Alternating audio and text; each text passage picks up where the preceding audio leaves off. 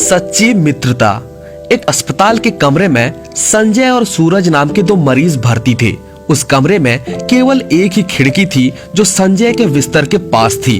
वो उस खिड़की से बाहर का नजारा बड़े आराम से देख सकता था, लेकिन संजय को ज्यादा देर तक बाहर देखने की इजाजत नहीं दी गई थी। वहीं दूसरी तरफ सूरज को एक गंभीर बीमारी थी, जिस वजह से उसे अपने बिस्तर से उठने तक की इजाजत नहीं थी।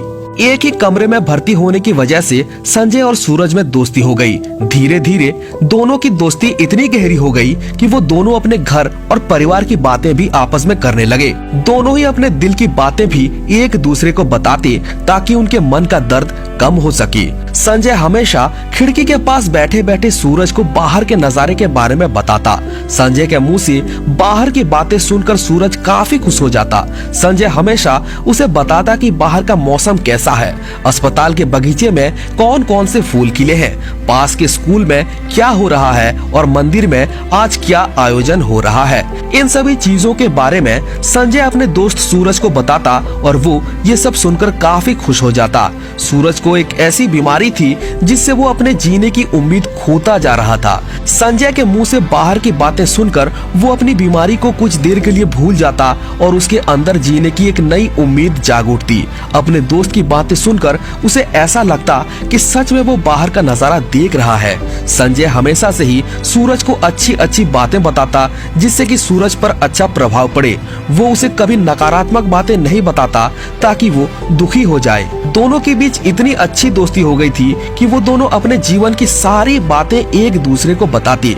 ये सिलसिला बहुत दिनों तक ऐसे ही चलता रहा। ऐसे ही संजय अपने दोस्त को बाहरी दुनिया का हाल चाल खिड़की से देखकर बताता और वो खुश हो जाता।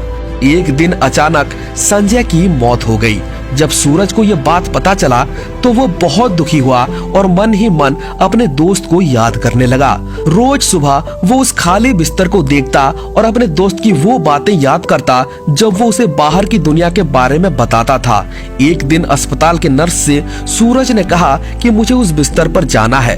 तो नर्स ने पूछा कि तुम्हें ये बिस्तर क्यों चाहिए? तो सूरज ने कहा कि मैं इस खिड़की से बाहर का नजारा देखना चाहता हूँ, जो मेरा दोस्त संजय मुझे बताया करता था।